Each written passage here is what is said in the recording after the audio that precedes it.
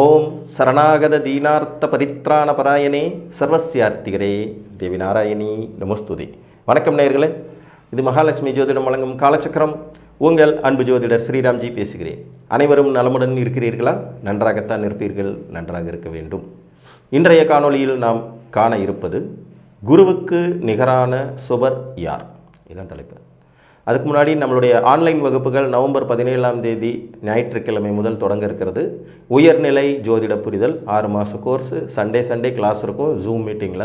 விருப்பமுள்ளவர்கள் கீழ்கண்ட வாட்ஸ்அப் எண்ணில் தொடர்பு கொண்டு உங்களுக்கான பதிவை பெற்றுக்கொள்ளுங்கள். சுபகிரகங்கள் மொத்தம் 4 பேர்: குரு, சுக்கிரன், புதன் மற்றும் சந்திரன். இதில் தன்னிகர் இல்லாத சுபர் அப்படின்னா அது குரு தான். இதில் மாற்று கருத்தே கிடையாது.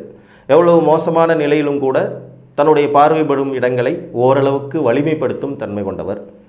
தனித்திருக்கும் நிலையிலும் சரி, ஆட்சி உச்சம் பெற்று இருக்கும் நிலையிலும் சரி, மற்ற பாவக்கோள்களோடு இணைந்திருக்கும் நிலையிலும் சரி, குரு பகவான் தான் பார்க்கும் இடங்களை வலுப்படுத்த தயங்காதவர். வக்ரகதியில் அவர் இருக்கும்போதோ, ரொம்ப மோசமான கிரகண நிலையில் அவர் இருக்கும்போதும், சூரியனோடு ஒரே டிகிரிக்குள்ள அஸ்தங்க தோஷம் அடையும் போதும் கூட மற்றவர்களை கெடுக்காத இயல்பு கொண்டவர். இது கெடுக்காத இயல்புங்கிறது அவருடைய தனிச்சிறப்பு. குரு பகவான் உடன் இணைந்து ஒரு கிரகம் கெட்டு போய்விட்டது அப்படின்னு சொல்லவே முடியாது.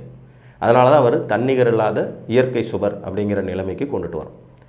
காலபுருஷனுடைய பாக்கியஸ்தானத்தின் அதிபதியாகவும் சுகஸ்தானத்தில் உச்ச வலிமை பெறுபவருமாக குருவை வைத்திருக்கார்.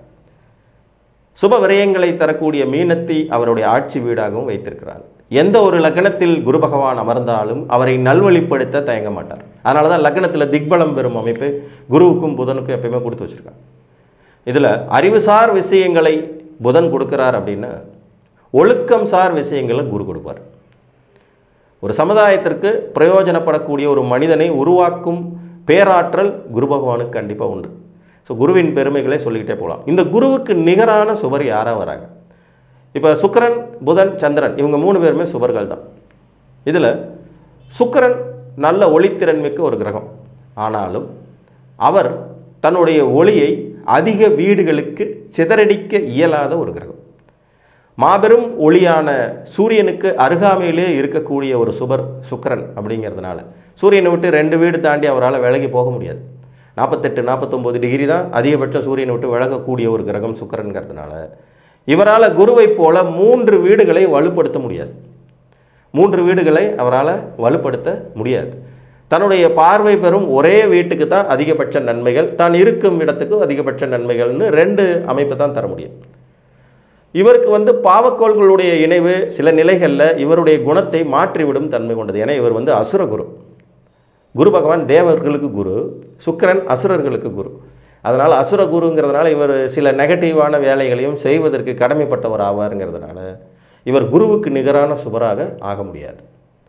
அடுத்தது பார்த்திங்கன்னா புதன் ஒரு விளையாட்டு பிள்ளை மாதிரி. அவர் சேர்வார்க்கு சேர்ந்தாற்போல் குணத்தை மாற்றிக்கொள்ளும் தன்மை கொண்டவர். இவரும் சூரியனை விட்டு அதிக தூரம் விலக இயலாத ஒரு சுபக்கோள். இவர் சூரியனோடு இருக்கும்போது நல்லவராக தான் இருப்பார்.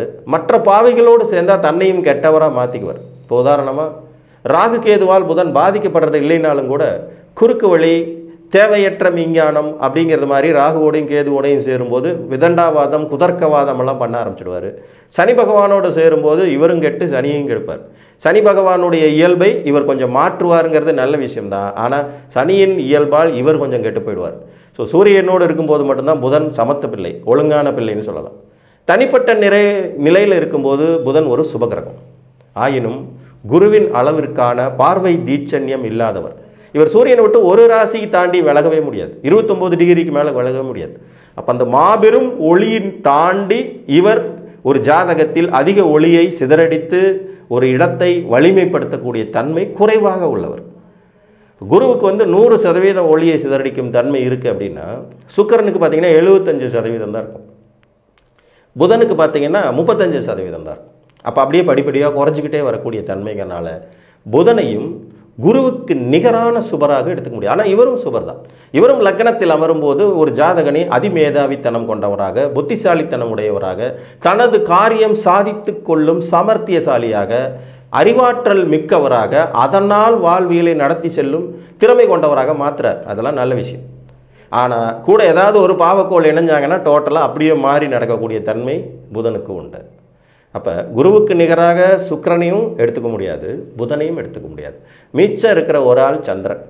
இந்த சந்திரன் வந்து பார்த்திங்கன்னா இரட்டை வேடம் தரிக்கக்கூடிய ஒரு கிரகம், இரட்டை வேடம் தரிக்கக்கூடிய கிரகம். வளர்பிறையில் ஒரு மாதிரி செயல்படுவார், தேய்பிறையில் வேறு மாதிரி செயல்படுவார். முழு பௌர்ணமி அன்னைக்கு அற்புதமான யோகங்களை தருவார். அதுவே முழு அமாவாசை அன்னைக்கு நேர் ஆப்போசிட்டான வேறு வேலைகளையும் செய்வார். இவர் ஒரு கலப்பு குணம் கொண்ட ஒரு கிரகம். ஆனால் குருவைப் போலவே இவரும் அதிக வீடுகளை வலிமைப்படுத்தும் தன்மை கொண்ட ஒரு கிரகம்தான். சந்திர கேந்திரங்கள் எப்போதும் வலிமையானவை. எப்படி லக்ன கேந்திரம் வலிமையானவையோ அதே மாதிரி சந்திர கேந்திரங்களும் வலிமையானவை. ஒரு வளர்பிறை சந்திரனாக இருந்து அஷ்டமி திதிக்கு மேலே வளர்ந்து விட்ட ஒரு சந்திரன் தனது கேந்திர ஸ்தானங்களை வலுப்படுத்துகிறார். தனது கேந்திர ஸ்தானங்கள் 4, 7, 10ஆம் வீடுகளை வலுப்படுத்துகிறார். அங்கே இருக்கிற கிரகங்களையும் வலிமையாக செயல்பட தூண்டும் ஒரு தன்மை கொண்ட கிரகமாக மாறுறாரு. அதுக்கு அடுத்தபடியாக பார்த்தீங்கன்னா பௌர்ணமிக்கு நிகரான ஒளியை பெற்றுவிட்ட ஒரு சந்திரன் சந்திர அதியோகம் என்கின்ற பெயரில் தனக்கு நேர் 6, 7, 8ஆம் வீடுகளை வலிமைப்படுத்தும் தன்மை கொண்டவராகிறார். இப்போ இதில் கணக்கு போட்டு பார்த்தீங்கன்னா ஆல்ரெடி இருக்கும் இடம் ஒரு வலிமை, 6, 7, 8ஆம் இடம் ஒரு 3 வீடுகள் மற்றும் 4, 10ஆம் இடம் 2 வீடு. ஆக மொத்தம் பார்த்தீங்கன்னா 6 வீடுகளை வலிமைப்படுத்தக்கூடிய தகுதி சந்திரனுக்கு வரும். அவர் ஒரு பௌர்ணமி சந்திரனாகவோ பௌர்ணமியை நெருங்கிவிட்ட சந்திரனாகவோ வரும்போது இது குருவை விட அதிகமான வலு. நல்லா யோசனை பண்ணி பார்த்தா குரு நின்ற வீடு மற்றும் பார்க்கும் 3 வீடுகள்ங்கிற அடிப்படையில் இதில் பார்க்கும் 3 வீடுகளுக்கு தான் அதிகமான வலு. நின்ற வீட்டை கூட கொஞ்சம் சில நிலைகளில் குரு கெடுப்பார். அந்தணன் தனித்து நின்றால் அபகீர்த்தி பல உண்டு அப்படிங்கிற மாதிரியான மூல நூல் கணக்குகளும் உண்டு. சில நிலைகளில் அதிக சுபத்துவத்தினால அதிக வலுவினால குரு நின்ற வீட்டின் தன்மையை ஜாதகருக்கு கிடைக்க விடாமல் பண்ணிடக்கூடிய சாமர்த்தியம் உண்டு. பட் சந்திரனுக்கு அந்த அமைப்பு இல்லை. சந்திரன் நின்ற வீடு கெடாது, முதல் விதி. ஏன்னா அதுதான் உங்களுக்கு ராசியாக வரும். இது 2வது விதி. ஆனால் இதில் ரொம்ப கணிக்க வேண்டிய விஷயம் என்னென்னா குரு பகவான் எப்போதும் நல்லவர், அவரை வந்து குறை சொல்லவே முடியாது. ஆனால் சந்திரன் எப்போதாவது தான் நல்லவர். எப்போதாவது அப்படிங்கிற கணக்கு அவர் வளர்பிறையில் அஷ்டமி திதிக்கு மேலே நவமி, தசமி, ஏகாதசி, துவாதசி, திரியோதசி, சதுர்த்தசி, பௌர்ணமி இந்த 7 திதிகளில் இவரை நல்லவராக எடுத்துக்கலாம். ஒவ்வொரு திதிக்கும் 10 மதிப்பெண்களை அதிகப்படுத்திக்கிட்டே போயிடலாம். பௌர்ணமிக்கு அடுத்து ஒரு 2-3 நாட்கள் ஓகே அப்படிங்கிற மாதிரியான நிலைமையில் இருக்கும். பௌர்ணமிக்கு அடுத்த பிரதமை, துவிதியை, திருதியை வரைக்குமான ஒரு 4 திதிகள் வரைக்குமே அவர் வலுவானவர், ஒளியை சிதறடிக்கும் தன்மை கொண்டவர்னு எடுத்துக்கலாம். சந்திரன் வலுவான நிலையில் அமர்ந்திருக்கும் அந்த குறிப்பிட்ட நாட்களில் குருவை மிஞ்சிய சுபராக செயல்படுவார். புரியுதா உங்களுக்கு? குருவை மிஞ்சறதுக்கு வலு இருக்கக்கூடிய ஒரே ஆள் சந்திரன் தான்.